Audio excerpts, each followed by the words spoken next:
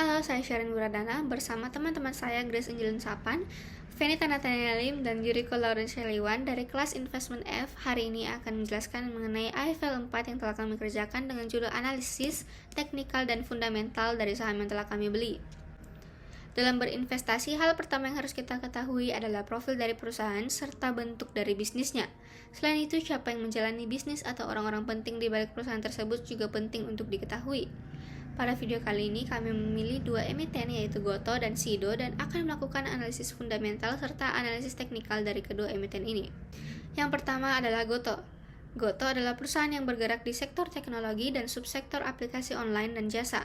Perusahaan ini melayani pelanggan melalui ekosistem yang komprehensif, terdiri dari on-demand service, e-commerce, dan jasa teknologi keuangan. Produk dan jasa perusahaan ditawarkan melalui platform Gojek, Tokopedia, dan GoTo Financial di Indonesia.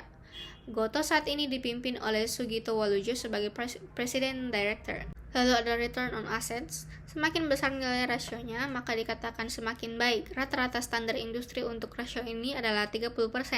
Tetapi berdasarkan perhitungan, perusahaan ini mengalami kerugian dan menyebabkan hasil yang didapat berupa negatif, yaitu sebesar minus 29%. Lalu return on equity yaitu sebesar minus 33%, yang dimana berarti perusahaan ini tidak mengalami keuntungan melainkan kerugian, maka hasil yang didapat juga berupa negatif. Masuk kepada analisis fundamental, yaitu yang pertama ada analisis makroekonomi. Pada analisis ini, kami memilih untuk membandingkan Indonesia beserta dua negara lain di ASEAN seperti Brunei Darussalam dan Singapura dari tahun 2016 hingga 2022. Jika dibandingkan, negara yang paling menarik untuk dijadikan negara tempat berinvestasi adalah Singapura karena tingkat pengangguran, inflasi, dan tingkat bunganya paling rendah dibandingkan dengan Indonesia dan Brunei Darussalam. Tetapi tidak dapat dipungkiri bahwa di tengah-tengah perekonomian global yang masih tidak menentu, kondisi makroekonomi Indonesia masih tetap stabil dan terjaga likuiditasnya, di mana Indonesia memiliki PDB yang relatif tinggi, tingkat pengangguran yang dapat dikatakan masih tergolong rendah, yang menunjukkan bahwa Indonesia memiliki kemampuan untuk menciptakan lapangan kerja dan menjaga stabilitas ekonomi. Tingkat inflasi yang ada di Indonesia juga masih relatif tinggi, tetapi hal ini menunjukkan bahwa ekonomi Indonesia berpotensi untuk tumbuh. Selain itu, sebagai negara dengan ekonomi yang berpotensi besar, Indonesia memiliki kurs mata uang yang relatif stabil. Indonesia juga adalah negara yang sangat menarik untuk investasi karena memiliki keunggulan berupa konsumsi masyarakat yang tinggi, populasi yang didominasi oleh generasi muda, serta kebijakan ekonomi yang kokoh. Tantangan ekonomi makro yang dirasakan di tahun 2022 oleh perusahaan Gotoh adalah meningkatnya tingkat inflasi global serta biaya transportasi. Akibat dari kenaikan harga bahan bakar dan energi global, Gotoh harus menyelesaikan anggaran operasional sehingga dapat memiliki fundamental yang lebih kokoh untuk mendukung perjalanan ke depannya. Lalu masuk pada analisis industri, yaitu analisis yang digunakan untuk mengetahui dampak-dampak apa yang terjadi yang pastinya berpengaruh terhadap harga pergerakan saham. Kondisi industri mengikuti siklus hidup produk melalui dari pengenalan yang ditandai dengan market share yang kecil atau tergolong baru, lalu pengembangan yang ditandai dengan pertumbuhan yang pesat, lalu kedewasaan yang terjadi ketika banyak perusahaan masuk dalam industri tersebut dan dilihat jika pertumbuhan melambat tapi masih bertumbuh. Lalu yang terakhir ada penurunan yang jika industri tersebut sudah tidak terlalu menarik lagi atau ada penurunan. Namun tidak semua industri mengalami hal ini karena ada industri yang mungkin tidak pernah mengalami decline atau penurunan maupun kedewasaan. Untuk analisis industri, Gotoh termasuk dalam siklus pengembangan karena perusahaan Gotoh masih tergolong perusahaan yang baru listing di Bursa Efek Indonesia dan sedang dalam tahap perkembangan. Salah satunya adalah menjalin kerjasama dengan TikTok. Selanjutnya ada analisis fundamental perusahaan Gotoh dengan laporan keuangan. Yang pertama ada neraca. Fungsi neraca adalah untuk mengamati aset, liabilitas, dan ekuitas perusahaan, yang dimana aset terdiri dari aset lancar dan tidak lancar. Dapat dilihat dari laporan neraca, aset lancar dan tidak lancar mengalami penurunan pada tahun 2022 dibandingkan tahun 2021. Keseimbangan yang sehat antara aset lancar dan tidak lancar penting untuk keberlanjutan dan manajemen keuangan yang efektif, di mana jika terlalu banyak aset tidak lancar dapat mengikat modal serta mengurangi fleksibilitas keuangan. Sedangkan jika terlalu banyak aset lancar dapat menunjukkan kurangnya investasi jangka panjang. Lalu ada liabilitas jangka pendek dan liabilitas jangka panjang. Dalam laporan ini dapat dilihat dari jumlah liabilitas jangka pendek yang mengalami penurunan pada tahun 2022 jika dibandingkan dengan 2021. Sedangkan untuk liabilitas jangka panjangnya mengalami kenaikan pada tahun 2022 jika dibandingkan dengan tahun 2021. Suatu perusahaan yang memiliki liabilitas jangka pendek dan panjang adalah hal yang normal dan seharusnya.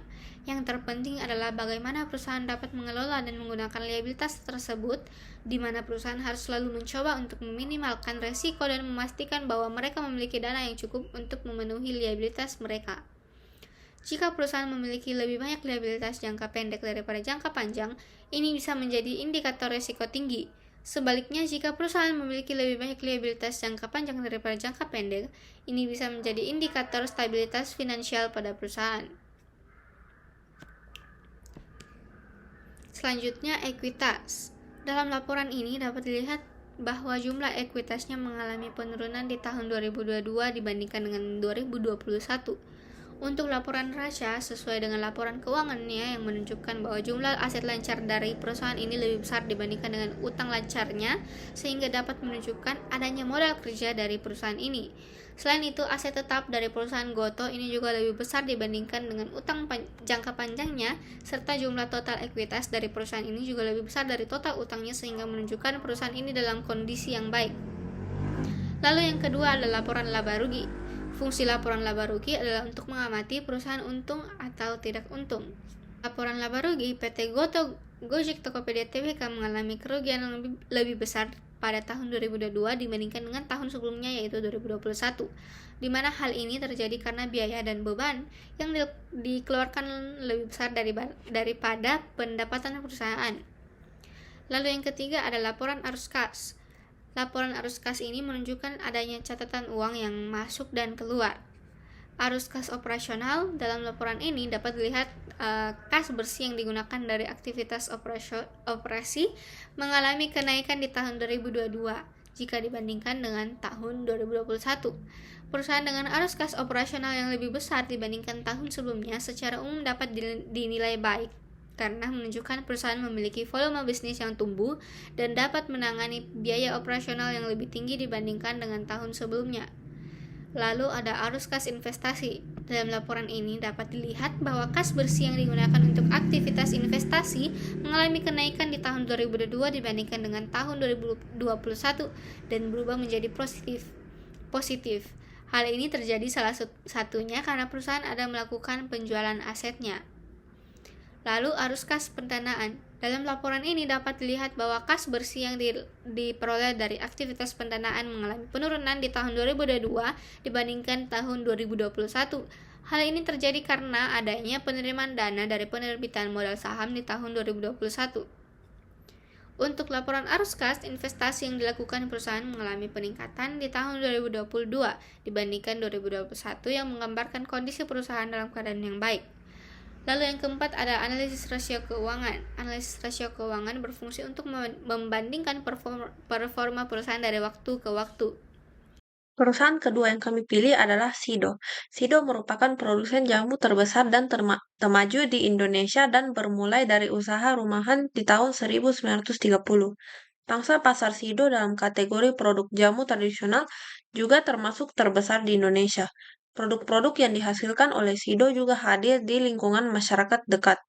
Sido juga berkomitmen untuk berkembang sejalan dengan prinsip manusia, bumi, dan laba untuk menciptakan perusahaan yang berkesinambungan dan bertanggung jawab. Untuk ekuitasnya, dalam laporan ini dapat dilihat bahwa ekuitas perusahaan di tahun 2022 mengalami kenaikan dari tahun sebelumnya. Dalam laporan neraca ini sesuai dengan laporan keuangannya yang menunjukkan bahwa jumlah aset lancar dari perusahaan ini lebih besar dibandingkan dengan hutang lancarnya, sehingga dapat menunjukkan adanya modal kerja dari perusahaan ini.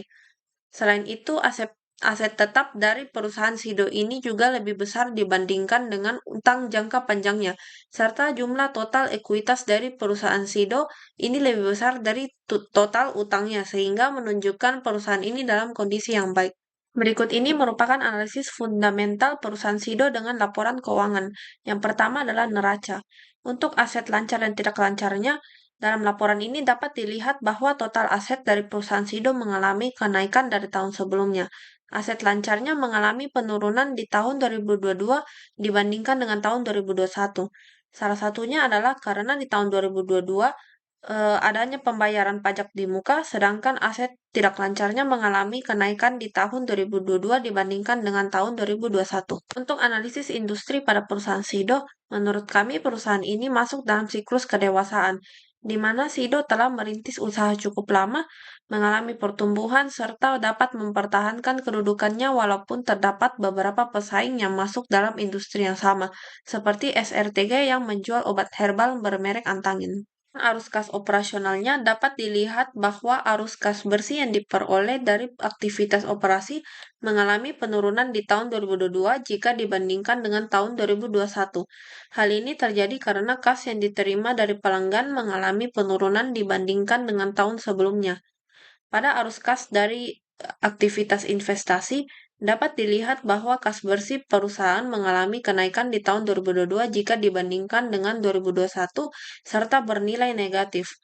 Hal ini dapat terjadi karena perusahaan mengeluarkan kas untuk uang muka pembelian aset tetap pada tahun 2022.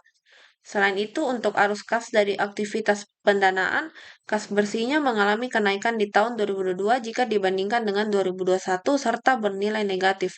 Hal ini terjadi karena pembayaran dividen kas yang dikeluarkan pada tahun 2022 lebih besar dibandingkan dengan tahun 2021. Laporan laba ruginya dapat dilihat bahwa perusahaan tetap mengalami keuntungan di tahun 2022, tetapi keuntungan tersebut mengalami penurunan jika dibandingkan dengan tahun 2021.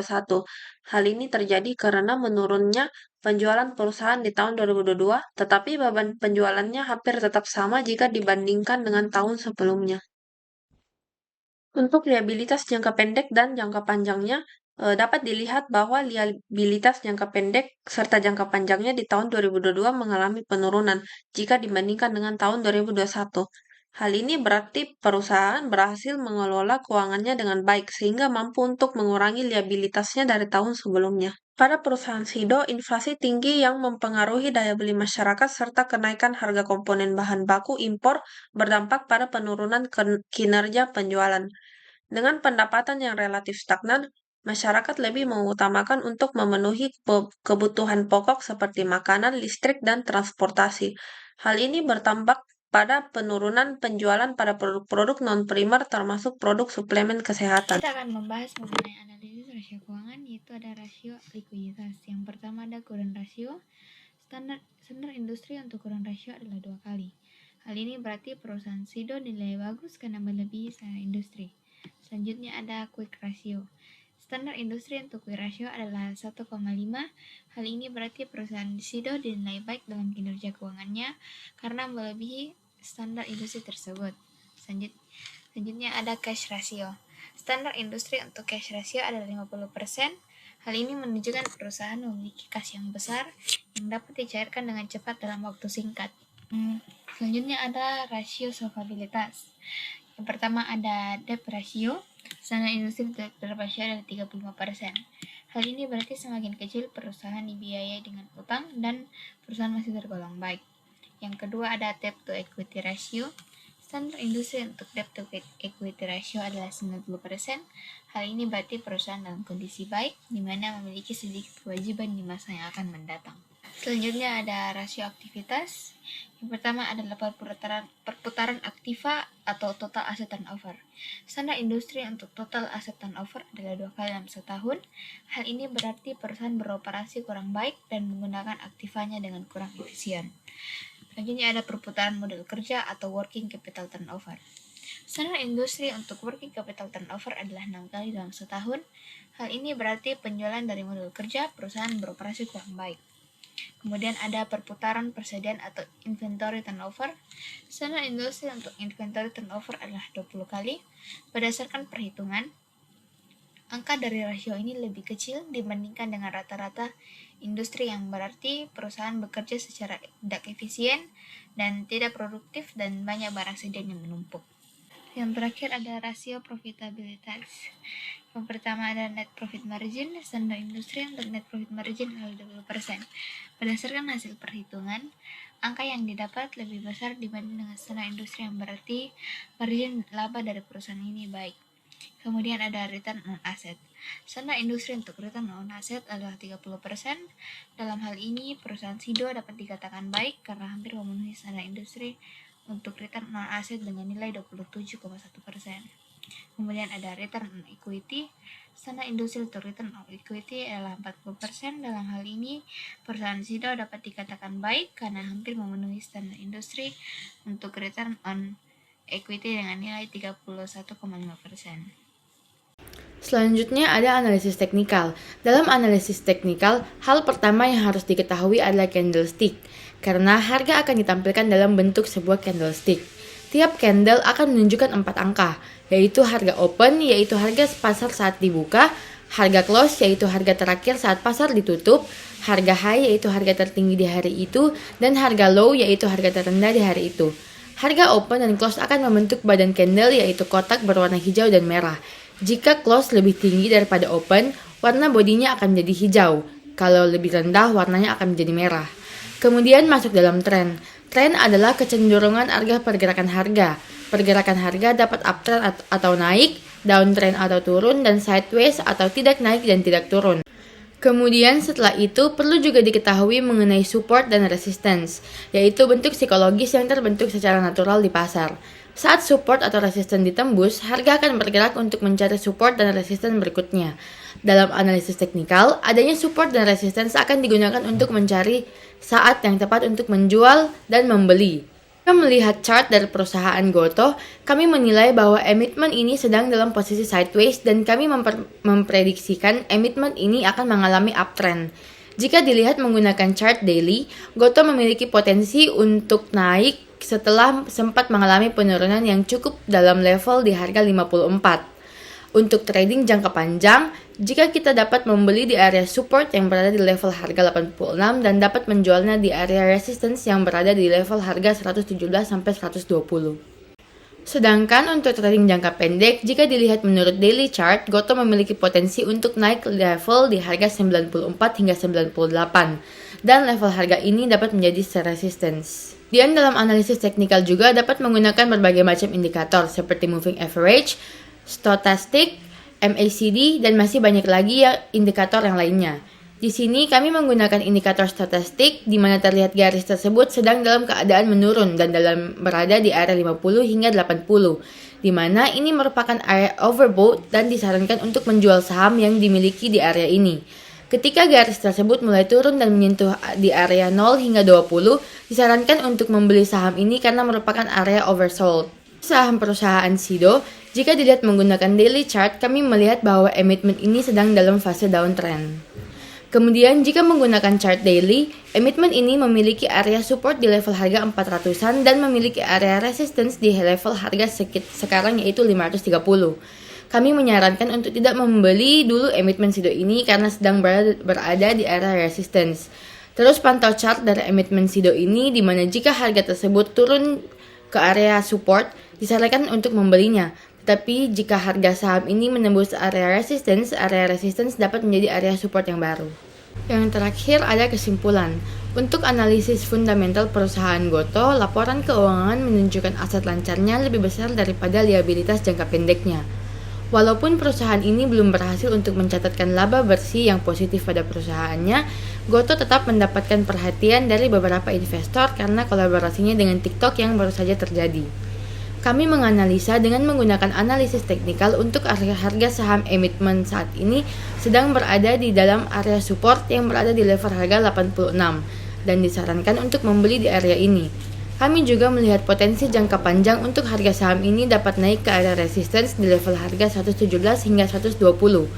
Tetapi untuk jangka pendeknya kami memprediksi harga saham dapat naik di harga hingga 94 hingga 98. Untuk perusahaan Sido, kami melihat pada laporan keuangannya di mana aset lancarnya lebih besar dibandingkan dengan liabilitas jangka pendeknya, serta jumlah total ekuitasnya juga lebih besar daripada total utangnya, sehingga menunjukkan perusahaan ini dalam kondisi baik.